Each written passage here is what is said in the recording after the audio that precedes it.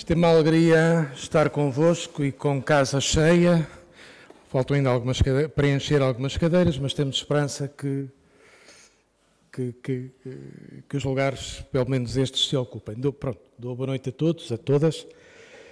Saúdo antes de mais, esta presença jovem de 4 turmas do Centro Qualifica de Alvalade, da Escola Secundária Padre António Vieira, acompanhados os alunos e alunas pela professora Sofia Barracha, Nádia Silva, Felicidade Lopes, Isabel Freitas. Dou também as boas-vindas a alunos da Católica que aqui estão. É uma cooperação entre a Associação de Juristas Católicos e a nossa comunidade da Capela do Rato, este ciclo de 4 conferências sobre a inteligência artificial avaliada em diferentes perspectivas. A ética, que foi a primeira conferência, em maio, se não me engano, esta sobre a produção jurídica e a regulamentação de assuntos relacionados com a inteligência artificial, pelo querido amigo desta casa e de todos nós, professor Luís Barreto Xavier. Muito obrigado e bem-vindo, a casa é sua e é mesmo. E depois anunciaremos a continuação destas conferências, mais 2 ainda, sobre conflitos internacionais, inteligência artificial e medicina. Dou a palavra ao Dr. Pedro Vaz Pato para introduzir esta sessão. Obrigado. Boa noite. De facto, é com muito prazer que estou aqui e que vejo a sala cheia, não é? De facto, é um sintoma do interesse do tema, mas não só, também da vivacidade, do dinamismo desta comunidade que nos acolhe. Portanto, nós, a Associação de Juristas Católicos, temos muito prazer nesta colaboração que fazemos com a Capela do Rato, que se iniciou na conferência a que o Sr. Padre já se referiu. E devo dizer, portanto, eu faço parte da direção da Associação de Juristas Católicos, temos aqui a vice-presidente, a doutora Inês Quadros Fonseca, pode parecer presunção, mas acho que nós, de direção, fomos muito felizes na escolha dos oradores, quer a oradora da primeira conferência, quer também o orador de hoje. Ainda há pouco nós dizíamos que o professor Luís Barreto Xavier foi como pioneiro em relação ao estudo desta matéria, portanto, da ligação entre a inteligência artificial e a justiça. Leciona uma cadeira de Direito e Inteligência Artificial na Universidade Católica desde 2019. Hoje isto já é mais... Enfim, esta temática é abordada também noutros âmbitos. Por exemplo, eu colaborei durante um tempo na formação de magistrados, sei que também já faz parte da formação de magistrados, mas mais recentemente, portanto, não é assim tão antigo como isso. Portanto, o professor Luís Barreto Xavier também faz parte de um grupo de investigação no âmbito da Universidade Católica sobre este tema e também já foi premiado. O seu trabalho e o caráter inovador do seu trabalho já foi premiado internacionalmente por um prémio prestigiado do Financial Times. Há pouco chegámos à conclusão, já sabíamos que somos mais ou menos contemporâneos, portanto licenciámos-nos já há alguns anos. Na altura em que nos licenciámos não se falava propriamente nesta matéria nas faculdades de Direito. Depois, já algum tempo depois, quando eu, como há pouco vos disse, colaborava na formação de magistrados, e agora lembro-me disto, não é, a propósito da inteligência artificial e a propósito daquilo que pode ser a utilidade, mas também os limites da inteligência artificial no exercício da justiça. Quer dizer, será que nós vamos ser julgados por máquinas, não é a questão que se coloca? Eu lembro-me do exemplo que dava quando, com os meus formandos, dava-lhes um exemplo que me parecia assim um bocadinho caricato, de uma entidade administrativa que seguia critérios matemáticos na fixação do montante das coimas, não é? Coimas ou multas, mais ou menos. E então o montante da coima dependia da área, mais ou menos, não é? Da área de uma construção ilegal, não é? Portanto, e havia uma fórmula matemática para se apurar este montante. Mas eu dava este exemplo como um exemplo de que nestes âmbitos do exercício da justiça, as fórmulas matemáticas não são assim inteiramente corretas, porque como é que se vai avaliar a motivação, não é? A motivação da pessoa, que é algo importante no exercício da justiça. O que é que levou a pessoa a construir aquela casa clandestina? Pode ter sido a sua única casa, pode ter sido algo de supérfluo. Como é que se avalia o arrependimento da pessoa? Também isso é relevante quando se exerce a justiça. Bom, isto é apenas umas considerações assim um pouco superficiais e breves para nos introduzir sobre este tema, não é? Até que ponto é que a inteligência artificial pode substituir as pessoas ou não pode substituir as pessoas. É isto sobre que o professor Luís Barreto Xavier certamente nos vai falar com toda a competência. Portanto, eu há bocadinho, quando falava do caráter pioneiro, até cheguei à conclusão, não é? Chegámos à conclusão que era pioneiro não só cá em Portugal, como também no estrangeiro, não é? Portanto, na altura em que a Universidade Católica começou a lecionar este tema, ainda poucas universidades o faziam, não? Também fora de Portugal. Portanto, é com muito gosto que nós temos connosco o professor Luís Barreto Xavier. Queremos agradecer-lhe a sua disponibilidade. Ele também já disse que tem uma agenda bastante preenchida com conferências sobre esta temática, o que também é revelador portanto, por um lado, o interesse que este tema está a despertar em muitos âmbitos, mas também da especialidade que ele tem, e por isso é convidado para falar em contextos muito diferentes. Então, dou-lhe a palavra.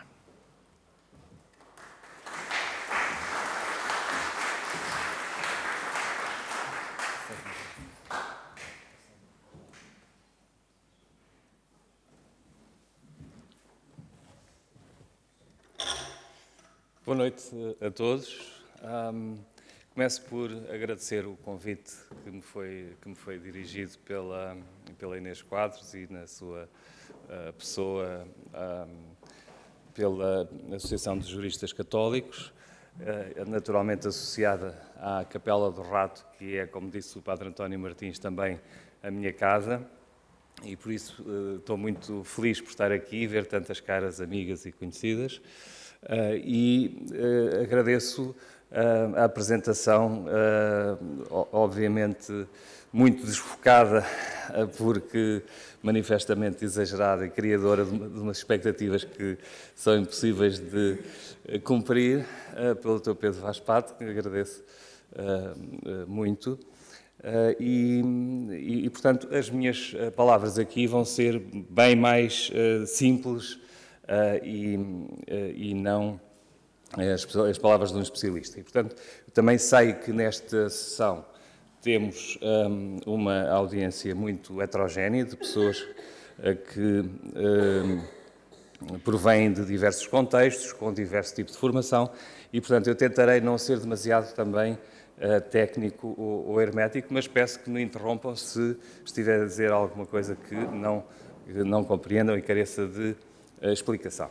Então, a minha ideia para esta sessão seria falarmos um bocadinho sobre a inteligência artificial em relação com a justiça. Começaria por uma breve introdução sobre o papel que a inteligência artificial está já a ter na sociedade atual, sobre os riscos, no fundo, para lá dos benefícios que traz à nossa sociedade.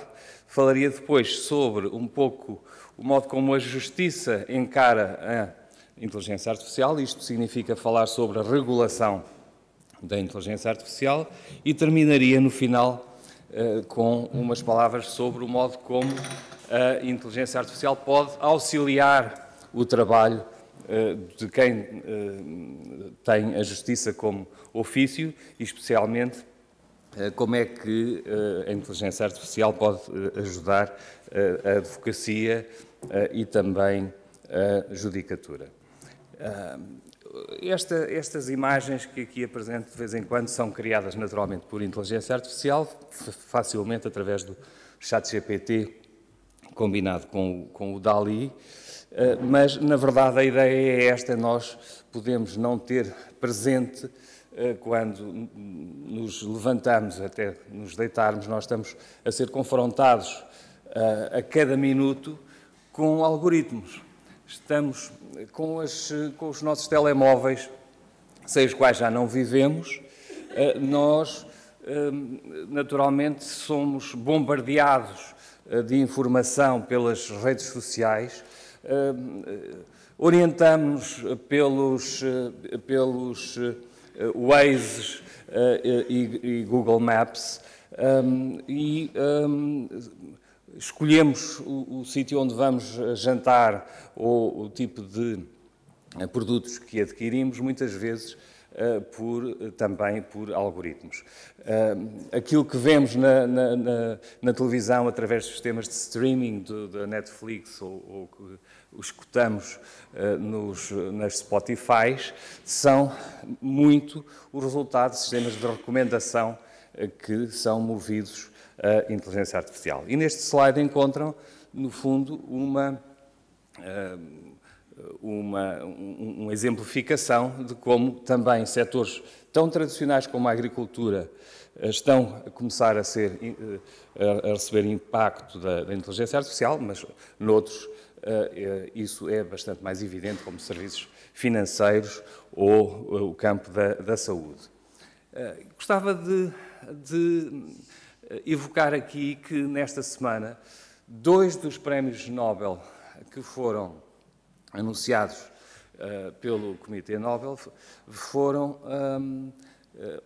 no fundo, atribuídos a cientistas ligados à inteligência artificial. Na verdade, o Prémio Nobel da Física foi atribuído a 2 pioneiros de uma das correntes da inteligência artificial, precisamente a corrente dominante hoje, corrente designada por aprendizagem automática ou machine learning, e mais especificamente dentro desta corrente, cientistas que no fundo estiveram na origem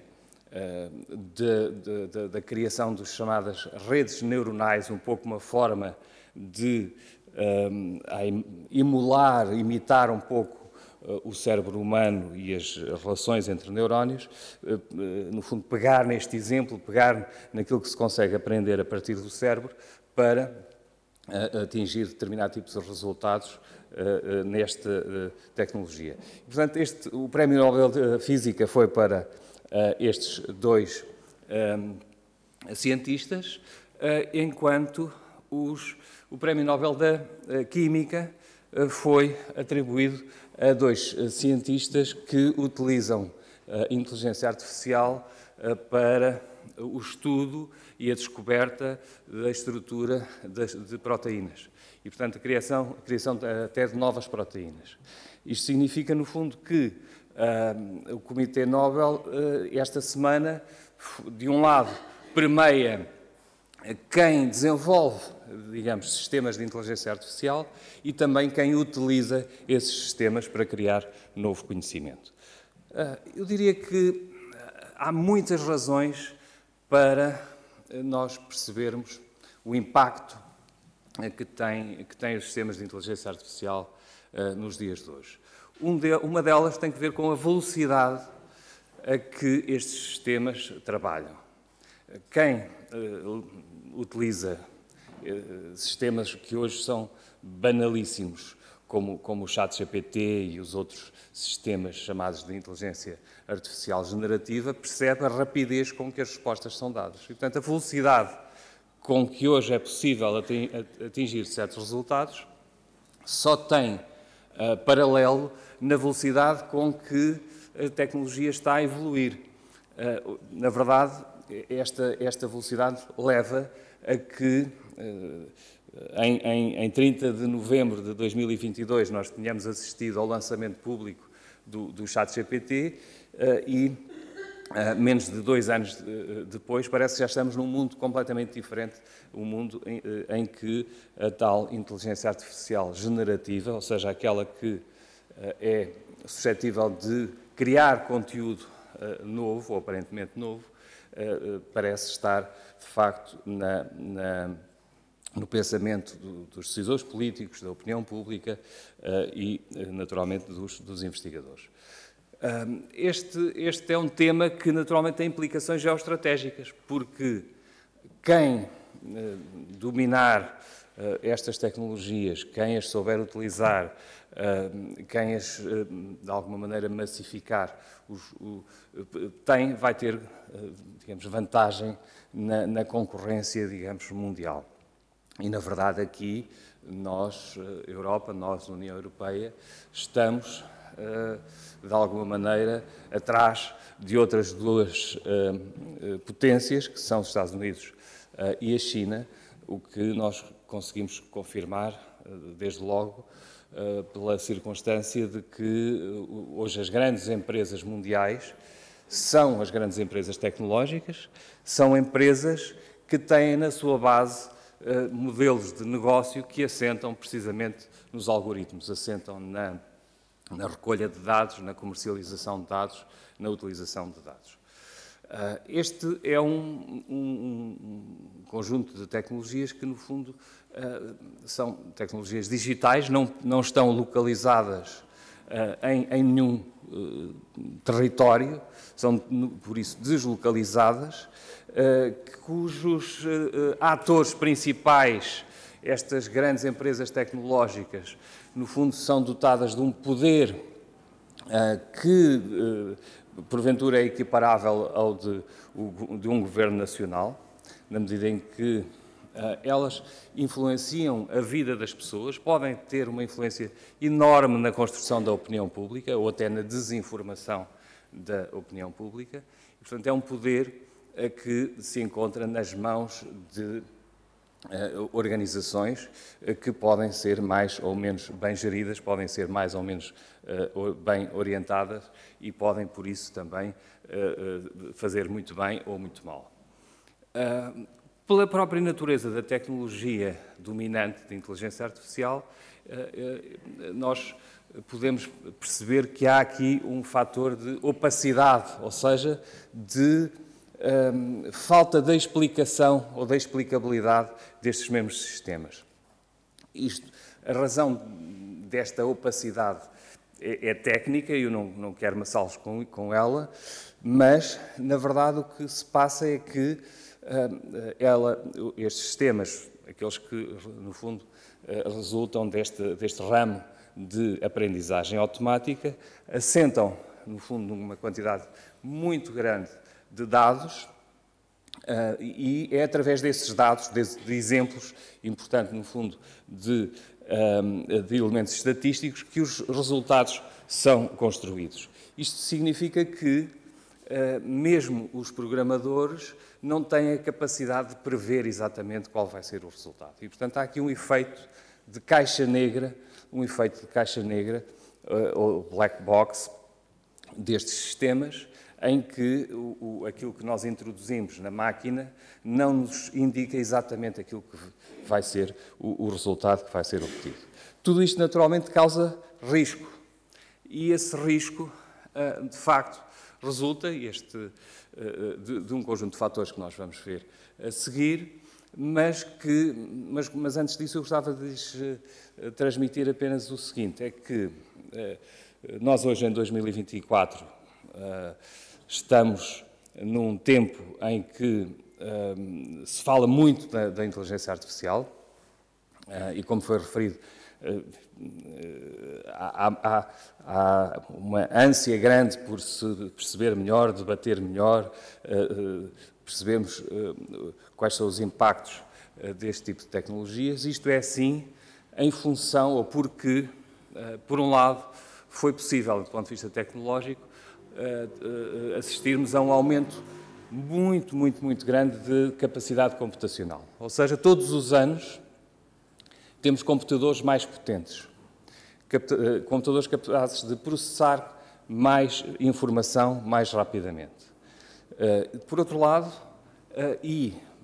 dado que estes sistemas se alimentam com dados, a verdade é que a produção de dados tem aumentado de uma forma também exponencial.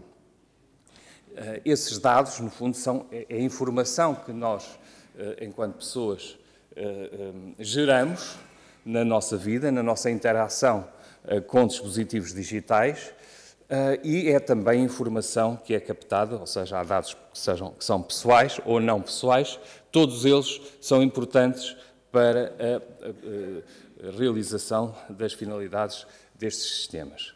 E, portanto, é desta evolução que, no fundo, registra um aumento da capacidade computacional brutal, um aumento da produção de dados e da utilização desses dados, e depois um investimento muito grande no aperfeiçoamento dos algoritmos e, portanto, na capacidade dos sistemas para atingirem determinados objetivos.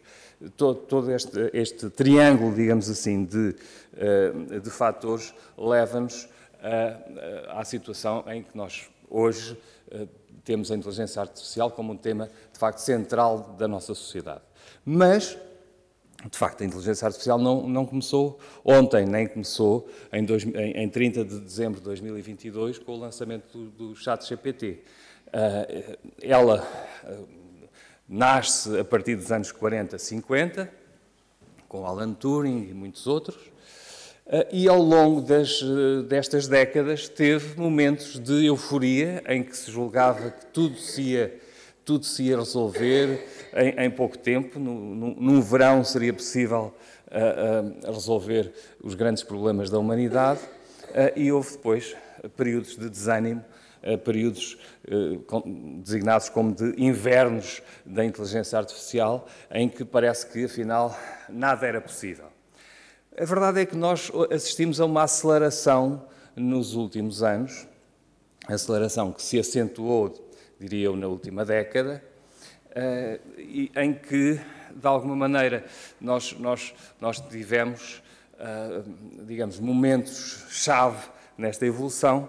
Por exemplo, o momento em que o grande campeão de xadrez, Kasparov, é derrotado, o momento em que o grande campeão de Go é derrotado, e temos, então, finalmente, já nos anos 2020, a inteligência artificial capaz não apenas de fazer o que fazia até aí, que era, no fundo, realizar sistemas de recomendação, sistemas de decisão, mas passou, no fundo, a ter sistemas de geração de novos conteúdos.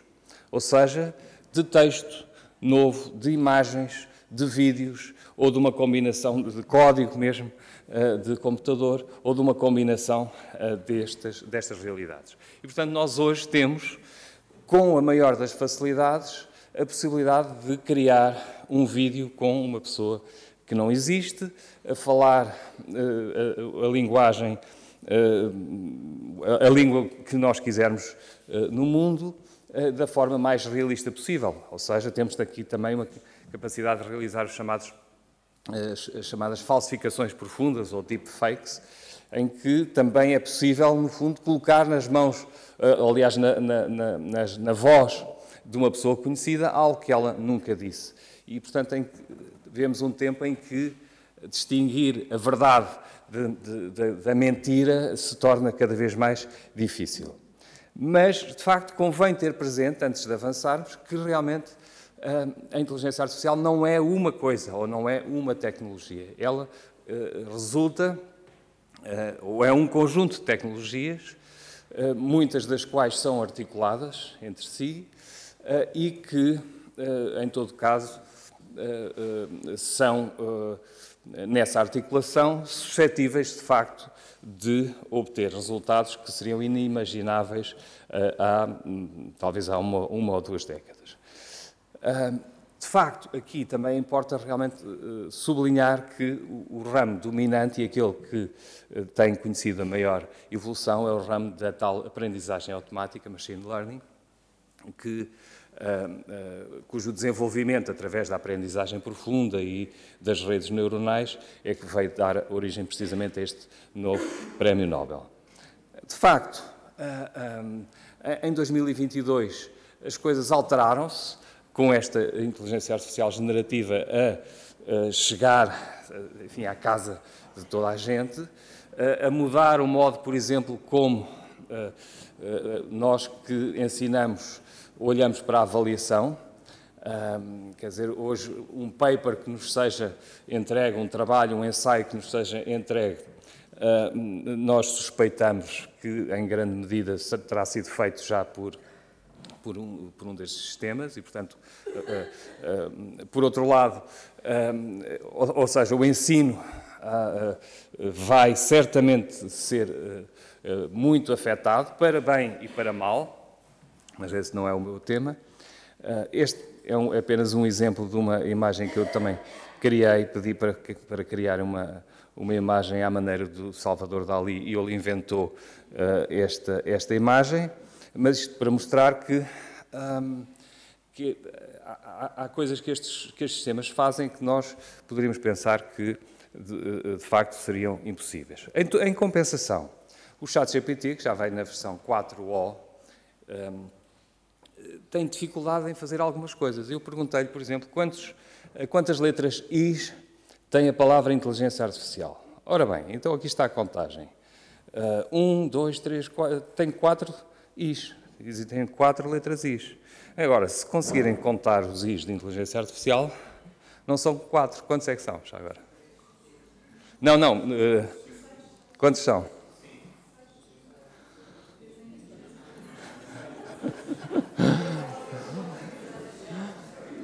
São 6, não é?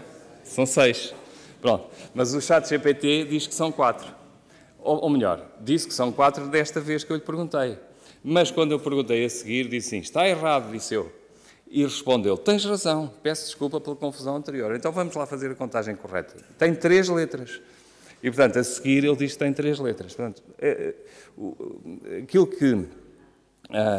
e pede sempre imensa desculpa pelos erros anteriores. O que é que isto nos mostra? Isto mostra-nos que um sistema que é capaz de criar textos que aparentemente são extraordinariamente bem escritos, em qualquer língua, imagens à maneira do Dalí, ou de outro qualquer, é também incapaz de fazer uma soma de letras I numa expressão de 2 palavras. Ou seja, isto significa o quê? Isto mostra-nos também os limites destas tecnologias. Mostra-nos que, no fundo, nós antropomorfizamos, no fundo, os ChatGPTs, falamos como se fosse uma pessoa. Não é uma pessoa.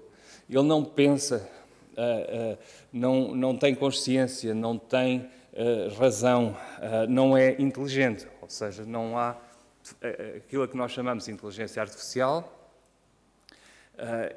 não é senão uma tecnologia que tem resultados que anteriormente eram desenvolvidos por quem tinha inteligência e, portanto, não é verdadeiramente inteligente.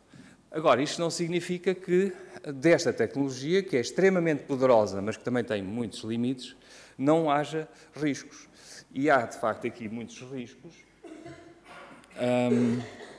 Há aqui muitos riscos que são disseminados e criados, ou melhor, que são criados pela disseminação da inteligência artificial. Riscos, por exemplo, para a privacidade. Porque o mundo que nós vivemos, que é o mundo, no fundo, das redes sociais, dos motores de busca, como a Google, dos telemóveis ou das vias verdes, é um mundo, naturalmente, em que a nossa interação com os outros é vigiada constantemente por estas plataformas. É, portanto, um mundo onde a recolha desta informação, a recolha dos nossos dados, consentida ou não consentida, alimenta verdadeiramente estes sistemas. E é por isso é que estas empresas se tornam extremamente valiosas, porque, no fundo, utilizam estes dados que recolhem para melhorarem a oferta de serviços que realizam, mas, sobretudo, utilizam-na para prenderem a nossa atenção a estas plataformas, para nos conhecerem melhor e para selecionarem aquilo a que nos vão expor e, sobretudo, servem-se também desses dados para comercializarem para terceiros, para que terceiros possam depois também utilizar estes dados. E, portanto, temos, digamos, um sistema qualificado como de capitalismo de vigilância. Este é um dos riscos, realmente, que nós temos. É um risco, mais do que é um risco, eu diria, é uma realidade. Um segundo risco tem a ver com a liberdade, ou seja, quando nós não conseguimos distinguir aquilo que é verdade e aquilo que não é verdade, quando nós somos objeto de tentativas, digamos, de manipulação, em especial a manipulação dos mais fracos, das crianças, dos mais idosos, dos portadores de deficiência, é a liberdade que está em causa através também dos algoritmos. É também a democracia, na medida em que a democracia implica um espaço público informado, implica também uma capacidade de apreciação crítica que parte necessariamente de visões contrapostas sobre a sociedade, alguma complexidade que a sociedade tem, até no plano da opinião, mas estes sistemas incentivam, de alguma maneira, ou o efeito bolha,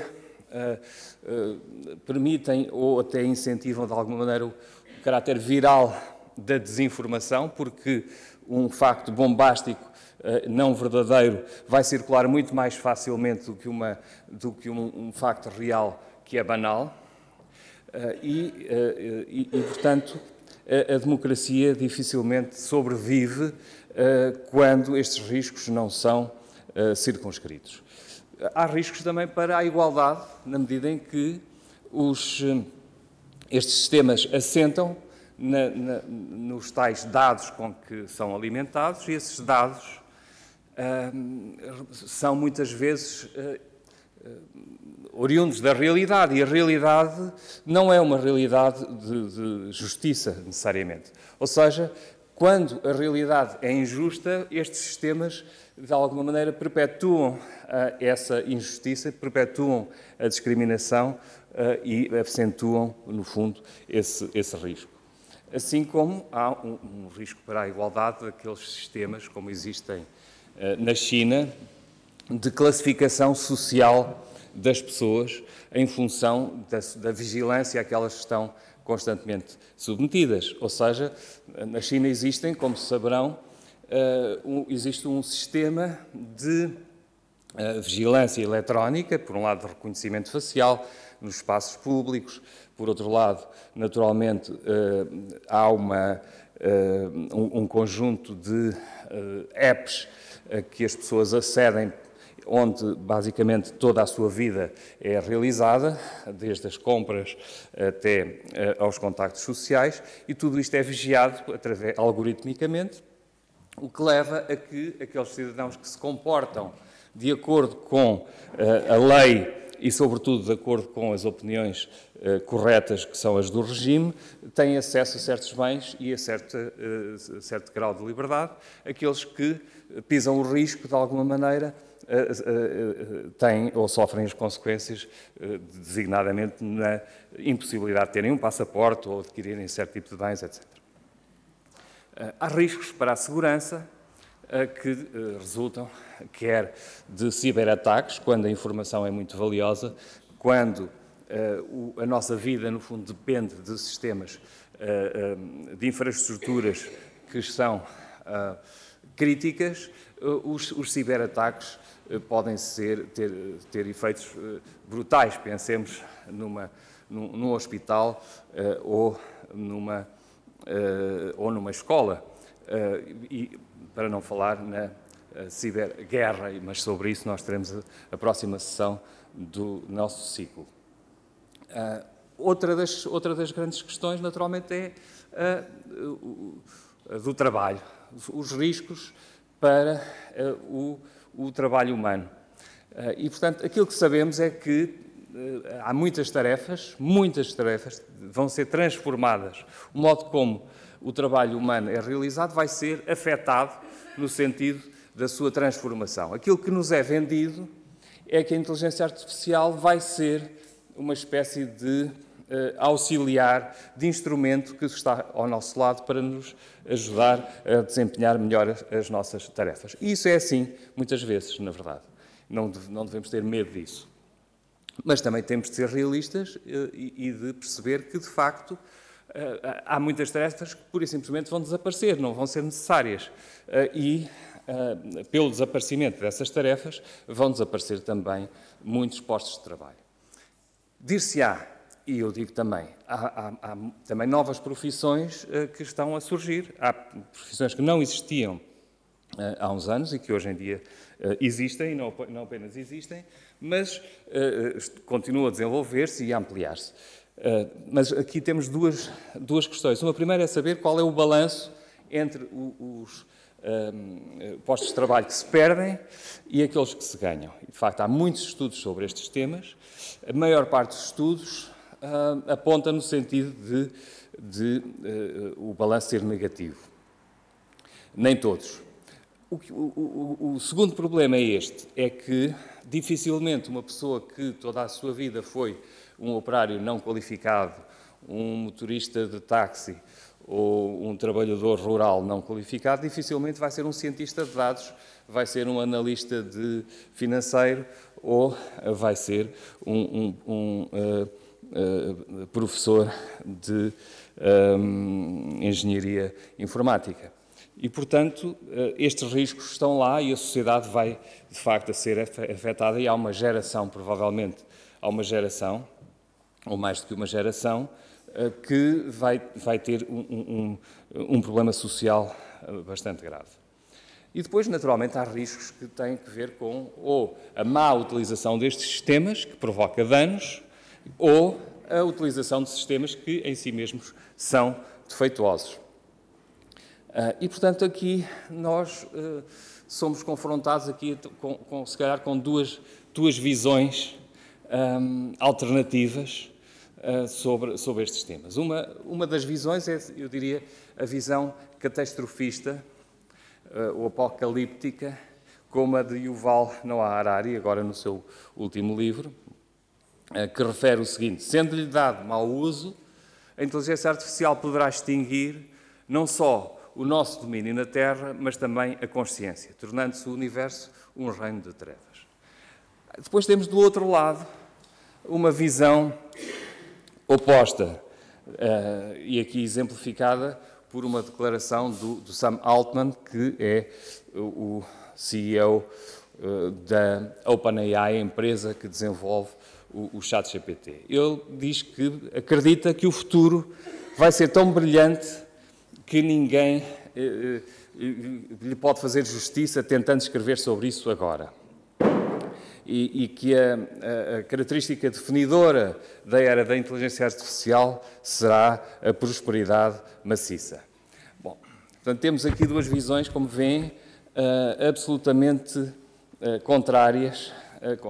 Evidentemente, não vou avançar já sobre qual será a visão mais correta. Eu diria que nenhuma delas, para falar com toda a franqueza. Acho que não vamos viver na era da prosperidade maciça, mas também não estamos ainda à beira do apocalipse. Mas aquilo que temos de fazer, no fundo, é controlar os riscos. É, no fundo, tentar extrair os benefícios que os sistemas de inteligência artificial podem dar e controlar os riscos. E esse controle dos riscos cabe em grande medida ao direito. E aqui, de facto, nós temos diferentes perspectivas. Os Estados Unidos, tradicionalmente, são muito permissivos relativamente ao desenvolvimento da tecnologia. A China tem uma perspectiva estatista e de controle dos cidadãos e, portanto, a tecnologia não é apenas um instrumento de criação de riqueza, sem dúvida, mas é também um instrumento de vigilância ativa dos cidadãos. E a União Europeia tem olhado, no fundo, para a tecnologia, para a inteligência artificial, no sentido de a regular para atingir determinados objetivos.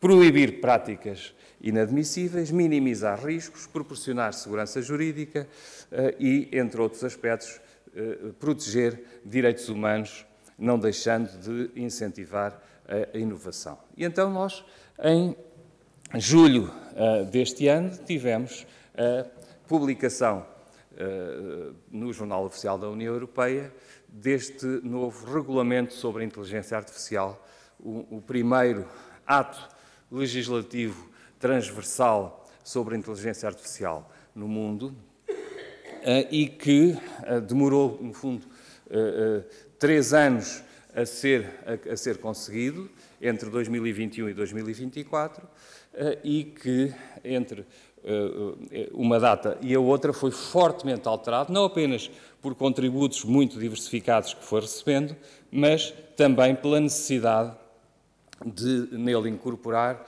a evolução tecnológica, que entretanto ocorreu, designadamente através da tal inteligência artificial generativa.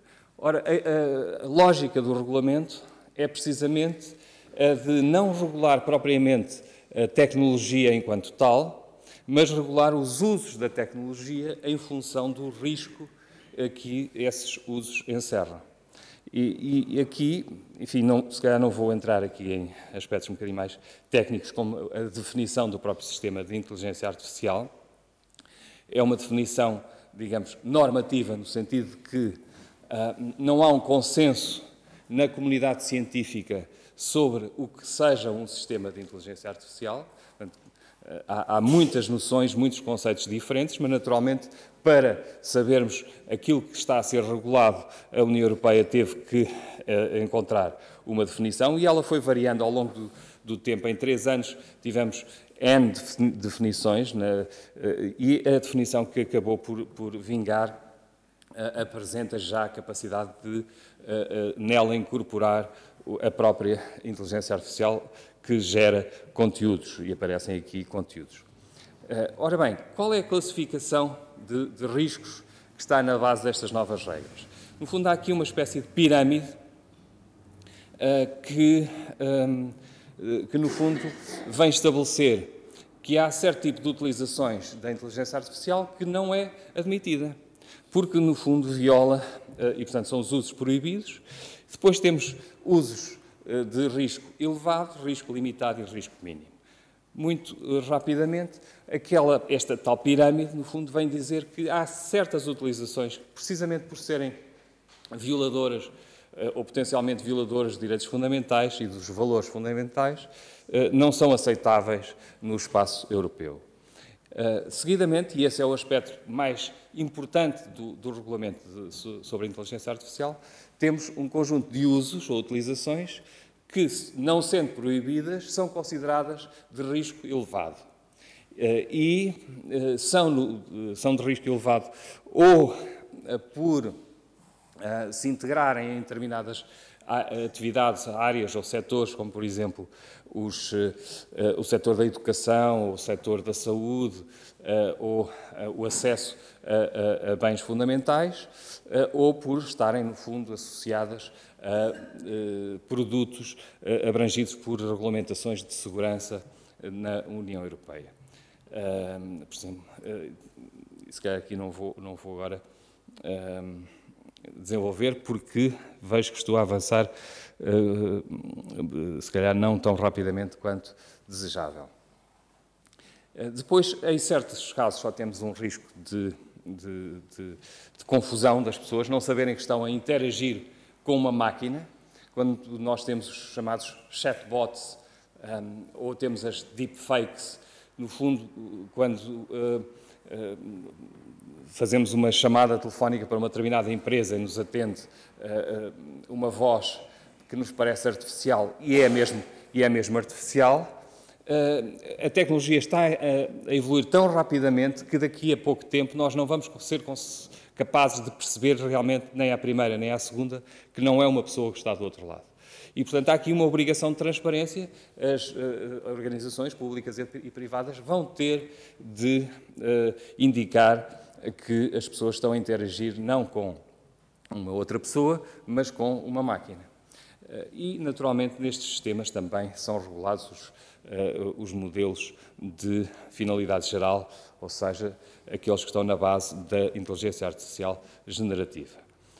Então, rapidamente, nós encontramos como usos proibidos a exploração de vulnerabilidades das pessoas, os tais sistemas de classificação social geral, sistemas de previsão de cometimento de crimes com base em perfis, e aqui, no fundo, este uso proibido é um uso que é admitido nos Estados Unidos, por exemplo, através do sistema Compass, que é um sistema algorítmico para prever a probabilidade de reincidência nos condenados e que muitos estudos científicos têm mostrado que é um sistema que perpetua, digamos, a discriminação. Várias espécies de categorização biométrica, entre outros usos. Depois, de facto, aqui a zona mais importante do regulamento está nos usos de alto risco.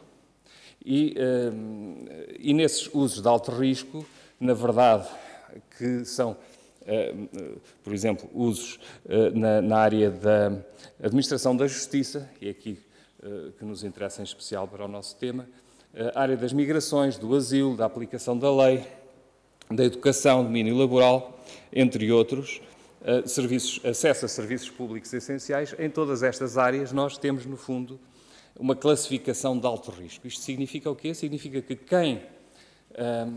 quem desenvolve estes sistemas e quem os utiliza para fins profissionais está obrigado a apresentar um conjunto de requisitos, um conjunto de condições para pôr em atuação estes sistemas e também há um conjunto de obrigações para quem utiliza estes sistemas.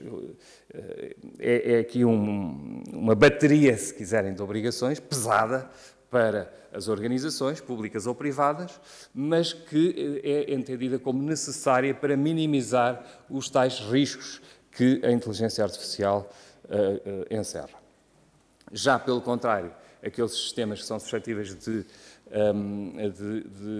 confundir as pessoas são submetidos apenas a uma obrigação de transparência. Pelo contrário, os modelos de finalidade geral, que é a designação em português das General Purpose Models, são objeto também de um conjunto de obrigações.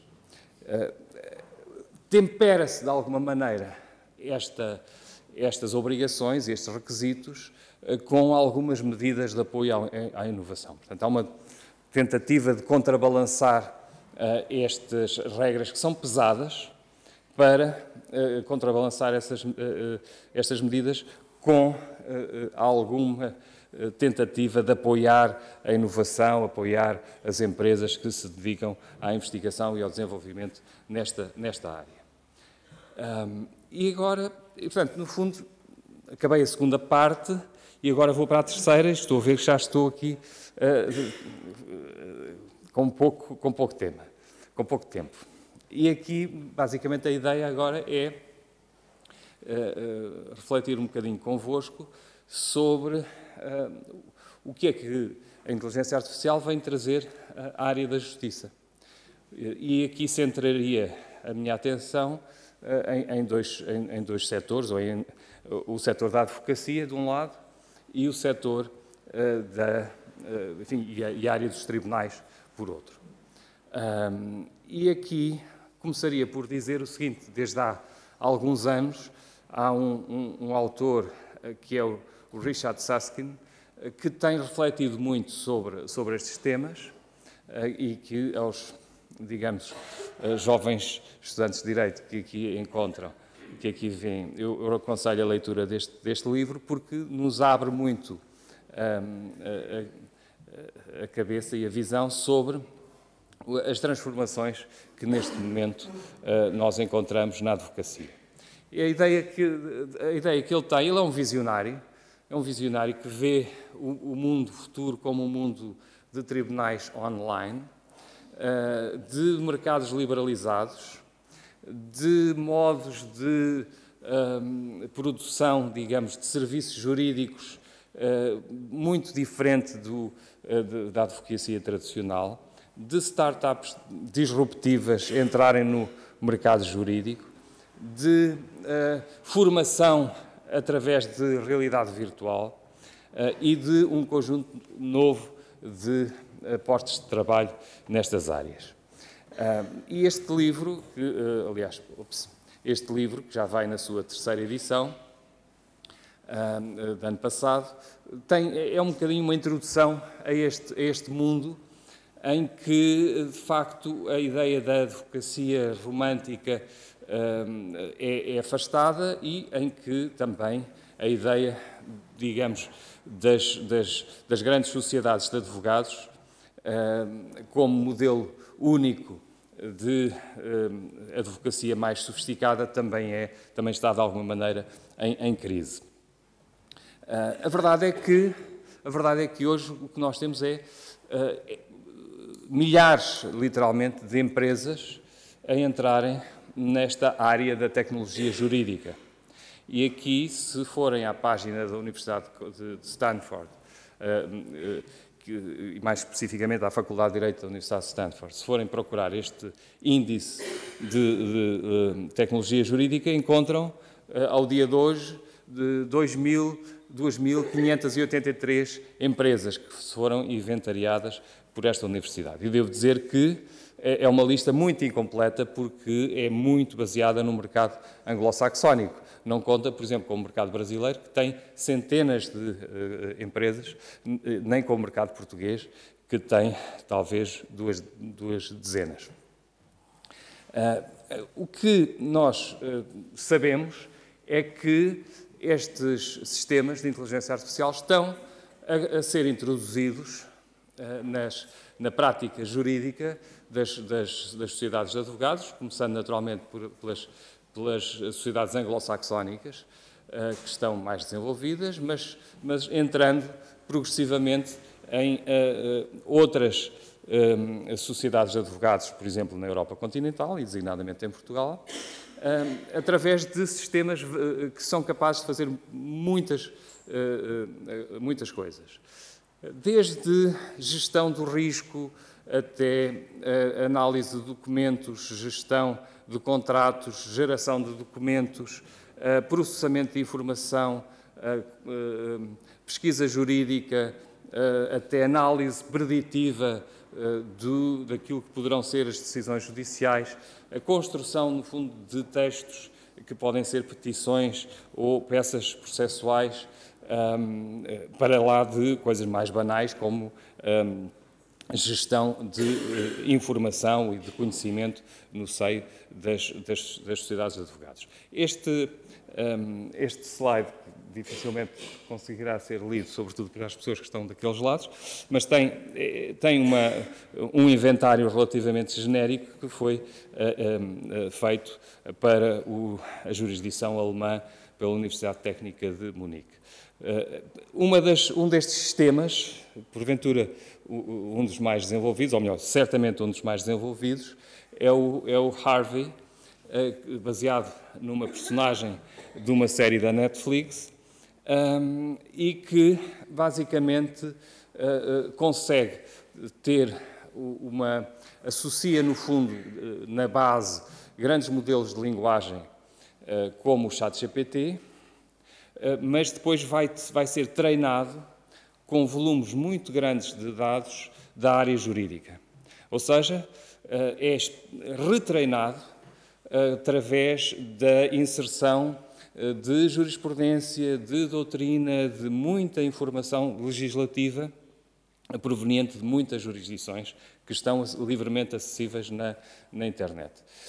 Isto o que é que permite? Permite, no fundo, reduzir a margem de erro que é inerente a esta tecnologia. Quando eu lhes dei há pouco o exemplo do número de letras I de inteligência artificial, basicamente queria mostrar-lhes que esta tecnologia não é infalível. Esta tecnologia é eminentemente falível. Isto significa o quê? Significa que, mesmo relativamente àquilo que ela promete fazer, nós temos de ter a consciência de que os resultados não são 100% fiáveis. Isto significa... Agora, há sistemas que vão reduzir, através de diferentes vias, vão tentar reduzir aquilo que nós chamamos habitualmente as alucinações do sistema. As alucinações acontecem precisamente quando o sistema não sabe, mas ele nunca assume que não sabe, ou normalmente não assume que não sabe. Inventa. Quando não sabe, inventa. E ainda há dias ouvia uma comunicação do Presidente do Supremo Tribunal Federal Brasileiro que contava que perguntou a um destes sistemas quais eram as decisões judiciais mais importantes num determinado domínio, e o sistema deu 13 decisões e nenhuma delas era real, eram todas inventadas.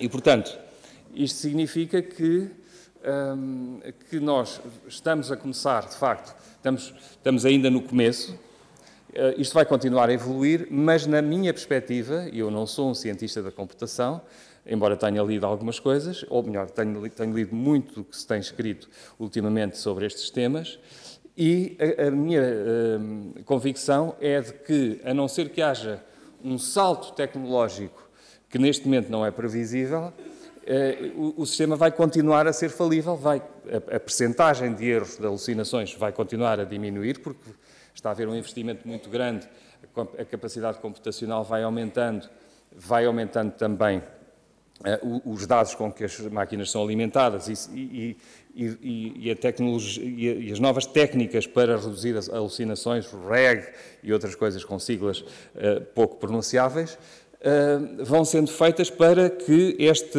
probabilidade seja menor, mas a probabilidade existe e é inerente à tecnologia porque, mais uma vez, repito, estes sistemas não são, de facto, inteligentes.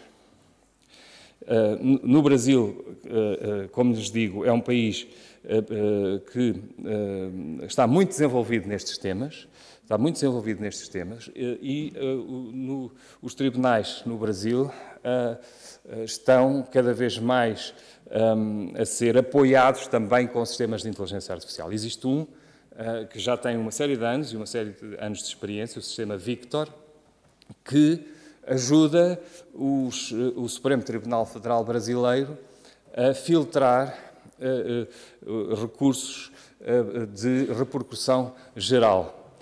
E, portanto, através deste sistema de machine learning, permite fazer essa filtragem. Há muitas outras experiências a serem feitas, quer no Supremo Tribunal Federal Brasileiro, quer em vários outros tribunais, e ativamente o Conselho Nacional de Justiça está a trabalhar nestes temas. No Reino Unido há também muito trabalho a ser feito relativamente à inteligência artificial nos tribunais. Na Austrália, a mesma coisa. E aqui, neste slide, a última frase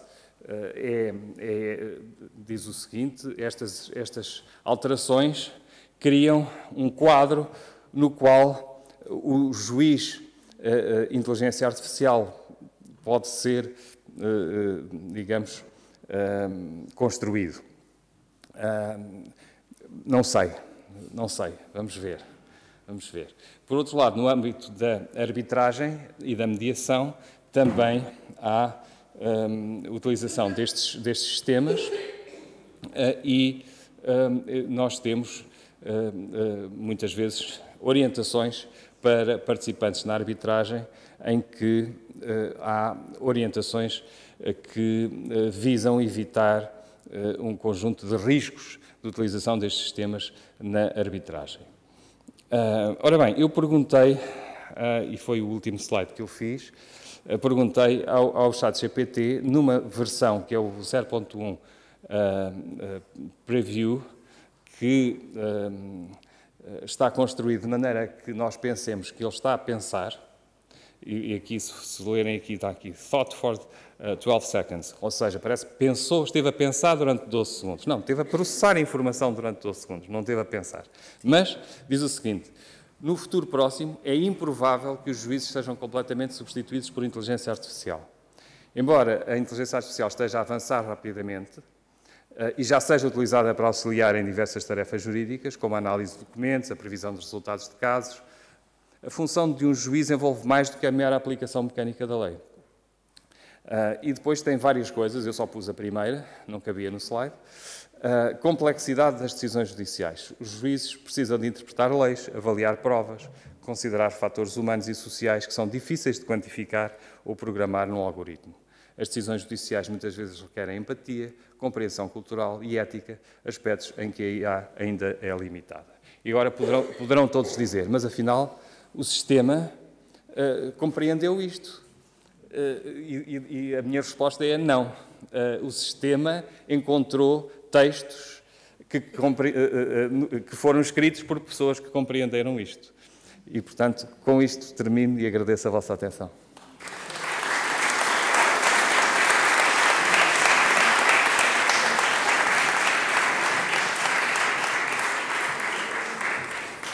E estaria à disposição para alguma pergunta. E peço desculpa de me ter alongado um bocadinho.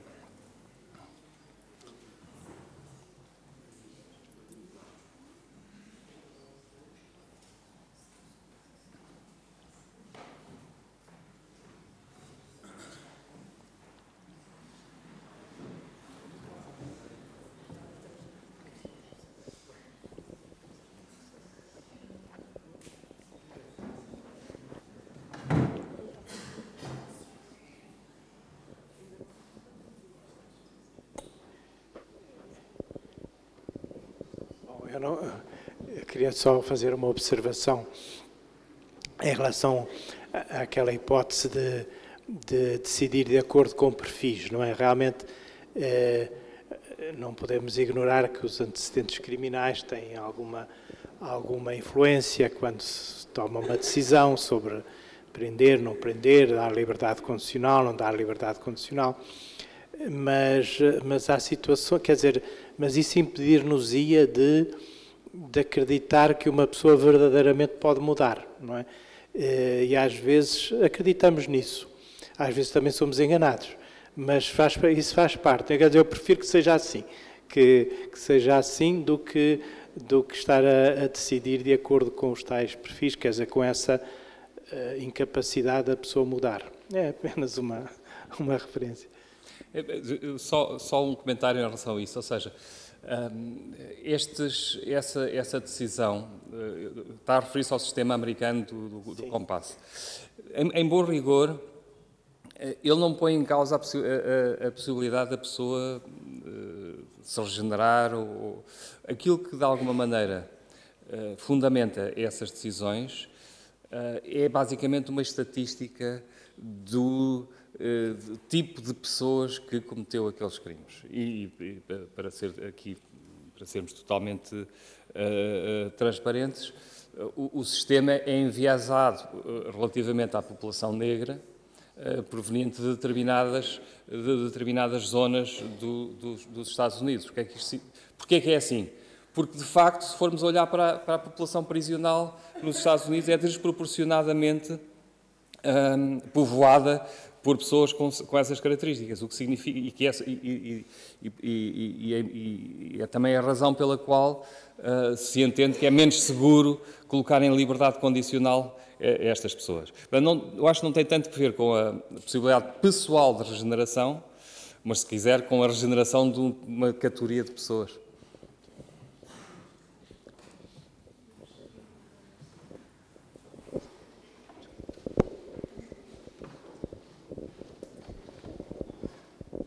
Boa noite. Obrigada, muito obrigada pela exposição. Foi muito completa, desde uma perspectiva histórica até ao ponto atual. Eu vou só pedir-me um complementozinho ao que já referiu quanto ao regulamento. Assim, já há uns anos que acompanho esta matéria, até várias respostas, mas não só. E a propósito das alucinações, lembram-me que há coisa de 1 ano e meio, acompanhei com interesse um caso na América de um advogado que, num processo que envolvia jurisprudência, ou melhor, jurisdição internacional entre a América e... Um caso que tinha a ver com uma matéria de aviação, direito internacional entre a América e a Austrália, e o advogado de uma das partes, inocentemente, assumimos nós, portanto, estando num sistema jurídico muito baseado nos precedentes, não é, anglo-saxónico, recorreu à inteligência artificial para obter informação sobre os precedentes, e a informação artificial ofereceu-lhes, claro, completamente inventados. Isto depois com o advogado da outra parte. Os advogados da outra parte não encontravam aqueles casos, aquelas decisões, o juiz também não, e o advogado que tinha apresentado isso, é verdade que ele devia ter tido cuidado de confirmar, mas ele confiou e isso teve consequências. Estou a dizer isto porque eu sei que sabe, mas há quem não saiba. Houve consequências sérias até a nível disciplinar, deontológico, para aquele advogado. E isto, sem querer seguir pela perspectiva da visão catastrofista, nem da visão completamente cor-de-rosa, porque in medio virtus est, não é? Faz-me pensar que a inteligência artificial, e que também já li há pouco tempo, quanto mais sofisticada, mais maliciosa é, porque não tem ética. E faz-me pensar também que o recente regulamento da União Europeia, ao definir aquela pirâmide que tem a ver com os níveis de risco, está a assumir, e eu penso corretamente, que não é à inteligência artificial que compete ter ética, mas sim àqueles que a usam. Eu peço desculpa de estar a ser demasiado longa para uma pergunta, mas é assim, gostava, se calhar, se pudessem desenvolver um bocadinho mais sobre esse tema, a perspectiva e medidas concretas que o regulamento propõe, sem querer ser demasiado inacessível para os não-juristas, mas... Muito bem. Obrigada. Sim, eu acho que a sua observação sobre o advogado americano é muito pertinente, sobretudo porque nos permite, e me permite também, se calhar, tirar uma conclusão daquilo que eu disse a propósito das alucinações, e que é esta. Estes sistemas, o ChatGPT, o Gemini, todos esses outros estão a ser desenvolvidos por várias empresas e há uma concorrência grande para ver qual é que é o modelo mais potente, que tem resultados melhores, mas tem de ser usado para aquilo que consegue fazer e não para aquilo que não consegue fazer. Parece que eu estou a dizer aqui uma banalidade, mas não é tão banalidade quanto isso. Ou seja, as pessoas pensam que o ChatGPT tem resposta para tudo e não tem. Não tem. E pode ser muito útil em muitas coisas, mas nós não podemos confiar no ChatGPT para obter informação fidedigna. Não é para isso que ele serve. E, portanto, esse advogado americano, obviamente, é um caso muito falado e discutido, precisamente porque exemplifica os limites da tecnologia. E, portanto, aqui é uma das cautelas que eu acho que todos temos que ter quando utilizamos estas ferramentas, é perceber os seus limites. Esta é uma das cautelas. Já agora uma outra cautela também que tem que ver com o facto de que nós, quando fazemos as perguntas, estamos também a dar informação sobre nós próprios.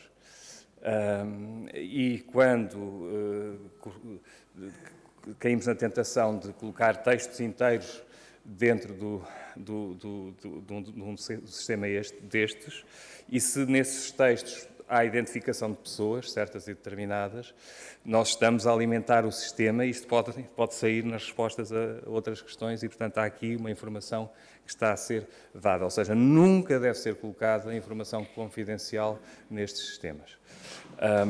Há, em todo caso, neste momento, hoje, já há uma possibilidade das pessoas optarem por não ser utilizada essa informação, mas eu confesso, confio muito mais no Padre António Martins do que no Sam Altman da OpenAI.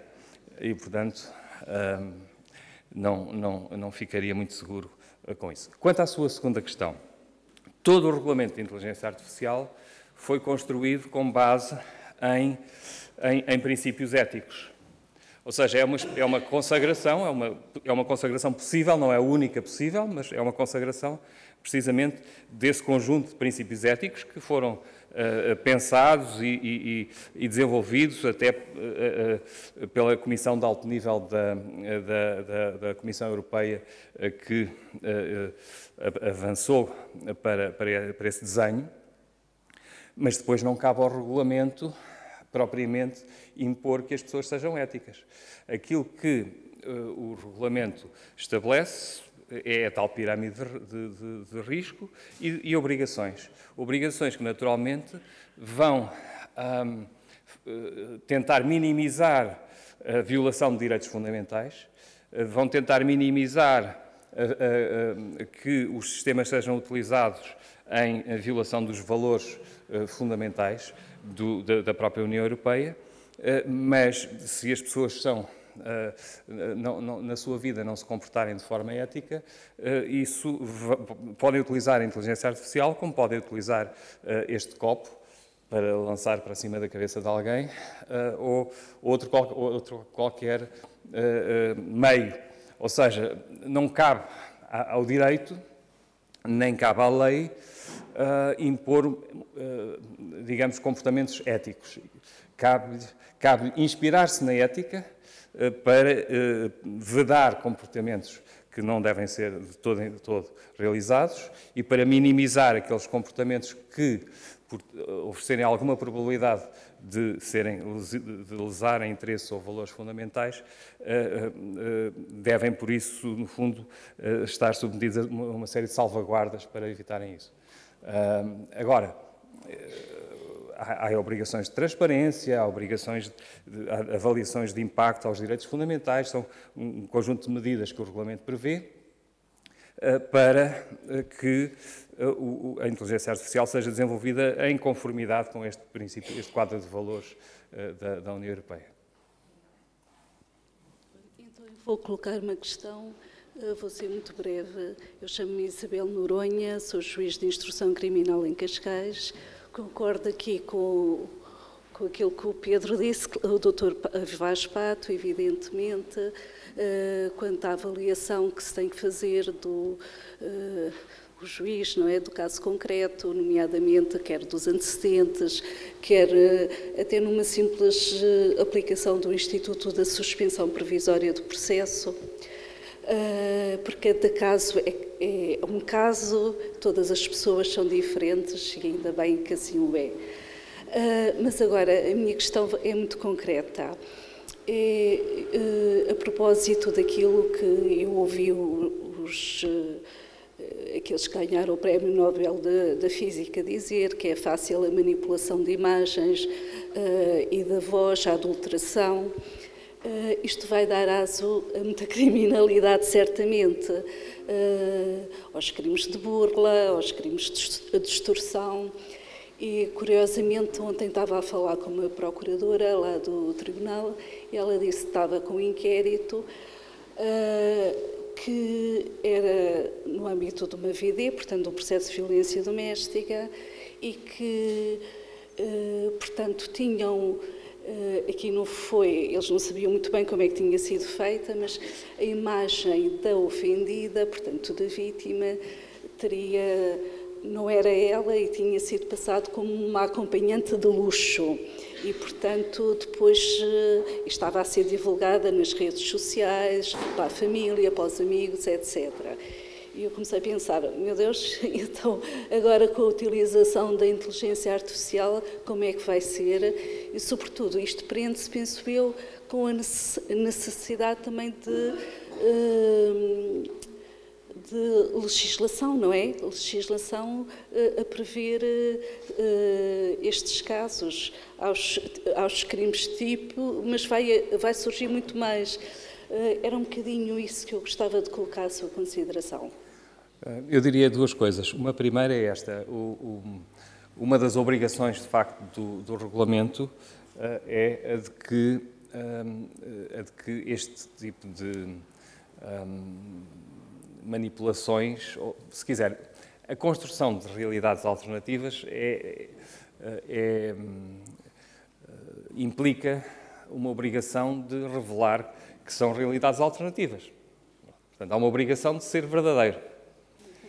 Agora, portanto, isto põe-se ao nível do regulamento e as pessoas físicas ou as organizações que realizarem este tipo de falsificação, chamemos assim, designadamente as falsificações profundas, os deepfakes, são obrigadas a dizer que são deepfakes. Mas isto vale o que vale, naturalmente. Ou seja, tal como a lei que diz que as pessoas não podem furtar coisas alheias, mas há pessoas que furtam coisas alheias, não é? E aqui, realmente, eu acho que as burlas continuarão a ser burlas, os atos difamatórios continuarão a ser atos difamatórios.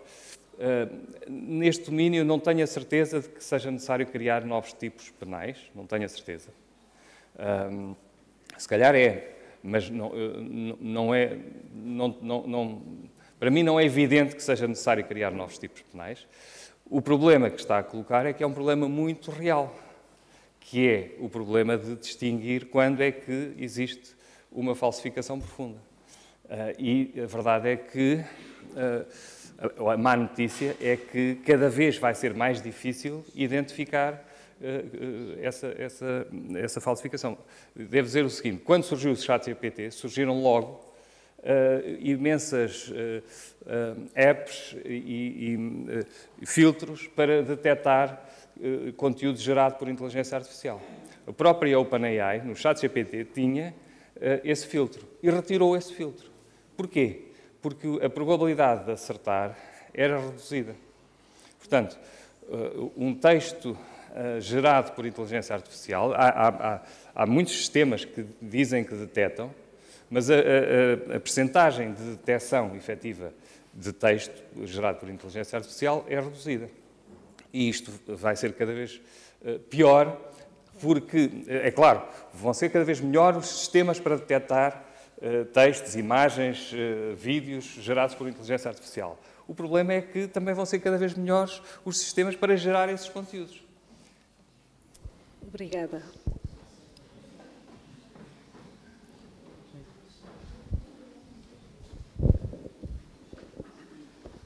Boa noite. Eu gostava que comentasse a minha reflexão, que é no seguinte sentido. Portanto, para mim, parece-me que a IA é mais tarefeira para procurar textos e coisas, né, do que estar a pensar.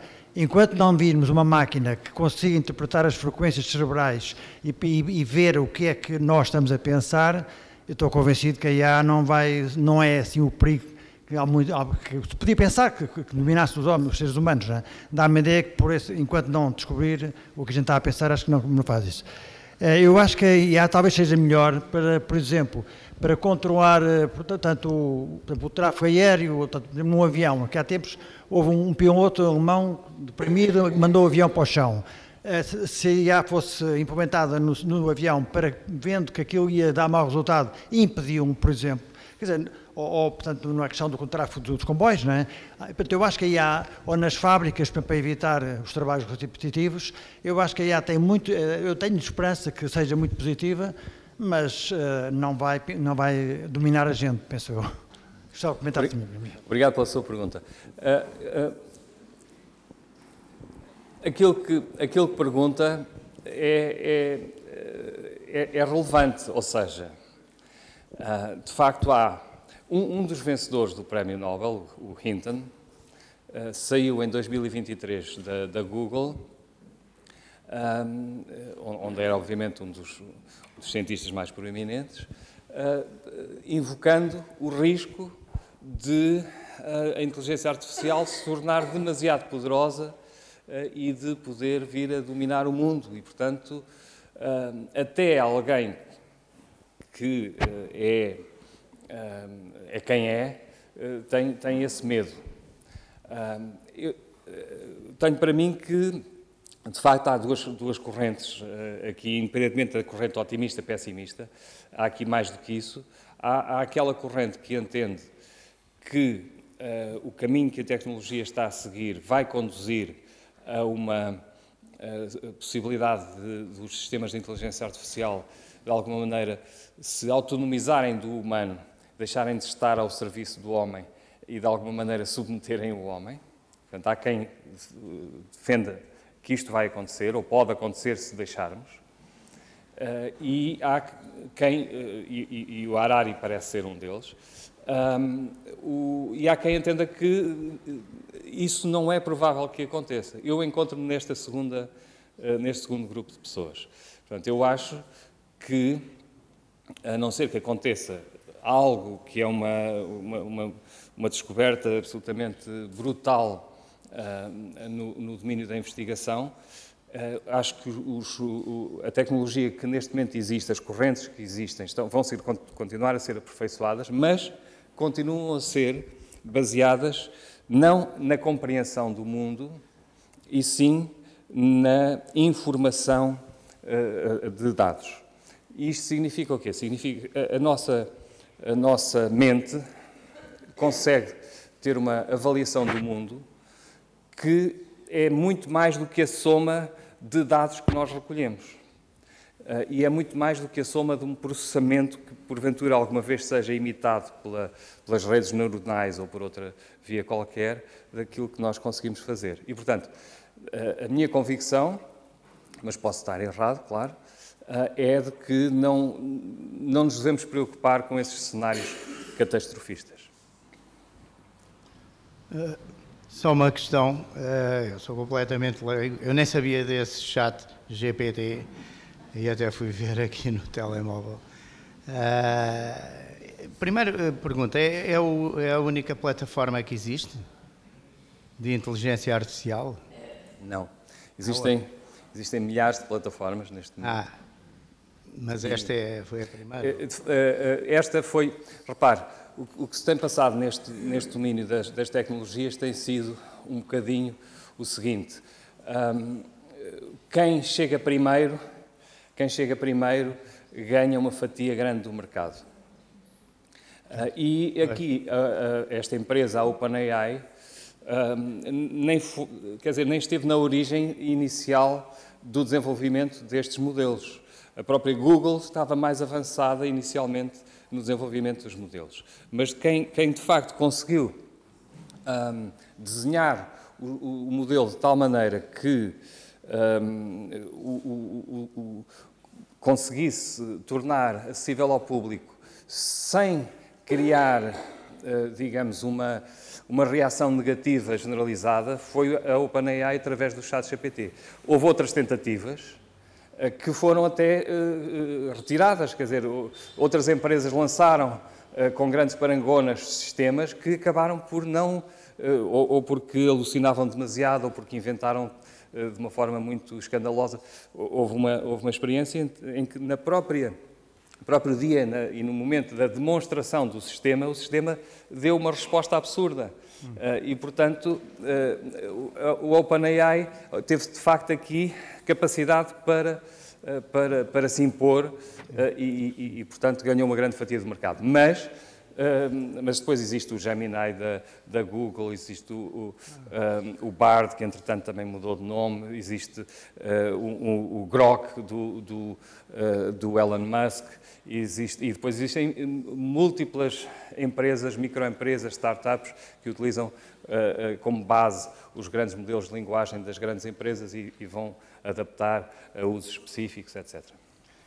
Outra questão, faz-me confusão isto, porque já há imensos advogados, penso que até já há, pelo que disse, tribunais específicos para estas situações e arbitragens, mas quer dizer, quem é prejudicado material, pessoal ou socialmente, vai pedir responsabilidades às pessoas que decidiram sobre isso. É isso. Quer dizer, ou já há quem peça responsabilidade, já foi alguma vez condenado a algum destes chats ou por ter sido mal aconselhado? A pergunta também é pertinente e, na verdade, este regulamento de inteligência artificial não abrange as regras de responsabilidade civil por atuação de sistemas de inteligência artificial. Mas a Comissão Europeia apresentou, já em 2022, dois projetos de diretiva nesta matéria. Um para revisão da diretiva que já existe e que já foi transposta em Portugal, está em vigor, relativamente à responsabilidade por produtos defeituosos, conhecida como responsabilidade do produtor. E essa futura diretiva vai considerar, no fundo, como um produto o software, incluindo o software de inteligência artificial. Portanto, se o produto em si mesmo é defeituoso, poderá haver responsabilidade civil de quem produz, do produtor, no sentido da diretiva. E há uma segunda diretiva proposta também pela Comissão Europeia na mesma ocasião, que vai aplicar-se aos casos em que não é propriamente o sistema de inteligência artificial que é defeituoso, mas é a utilização do sistema de inteligência artificial que produz danos, causa prejuízos. E essa segunda proposta de diretiva traz soluções para um problema que é um problema de facto muito difícil, porque estes sistemas são sistemas muito complexos, nos quais intervêm geralmente muitas pessoas. Não é uma pessoa que constrói um sistema de inteligência artificial, são muitos operadores, digamos assim, que vão desde o desenho do programa ao próprio software, ao modo como ele é alimentado, aos dados que são selecionados, como é que é treinado, como é que é feita a programação, como é que depois é posto em funcionamento. E quem é que é responsável no meio desta cadeia, que pode ser uma cadeia muito, muito extensa? E aqui esta diretiva visa, de alguma maneira, encarar este problema e dar-lhe uma solução um bocadinho mais razoável.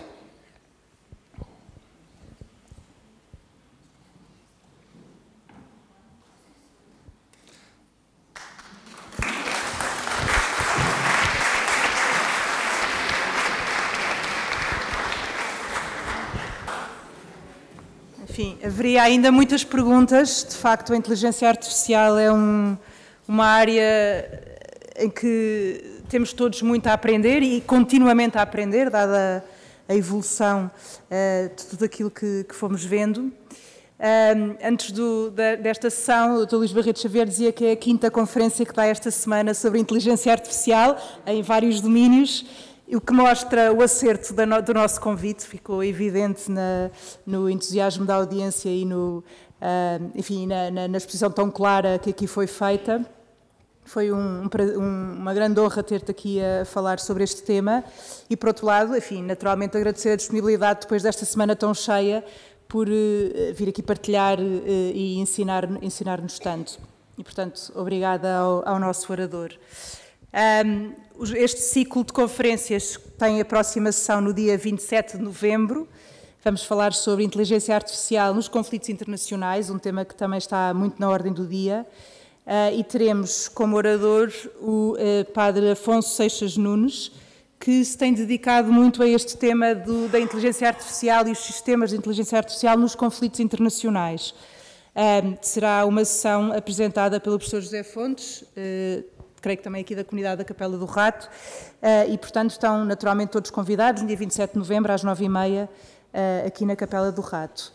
Depois teremos ainda uma sessão, da qual daremos conta mais à frente, ainda este ano, sobre a inteligência artificial e a saúde ou a inteligência artificial na medicina, que convocará algumas destas questões que foram hoje também invocadas pelo Dr. Luís Barreto Xavier. Por exemplo, questões relativas à responsabilidade, que ainda agora se suscitava nesta última questão, e, portanto, naturalmente, não temos sessões suficientes para esgotar este tema e o interesse que ele desperta, e por isso resta-me agradecer a presença de todos e, enfim, agradecer ao Padre António Martins mais uma vez a sua disponibilidade e ter acolhido, no fundo, este nosso desejo da Associação dos Juristas Católicos de nos perguntarmos sobre este tema da inteligência artificial, que naturalmente nos convoca a todos como juristas, mas na realidade nos convoca a todos, juristas ou não. Enfim, resta então agradecer a todos e dizer que espero ver toda esta comunidade também na próxima sessão, dia 27 de novembro. Obrigada.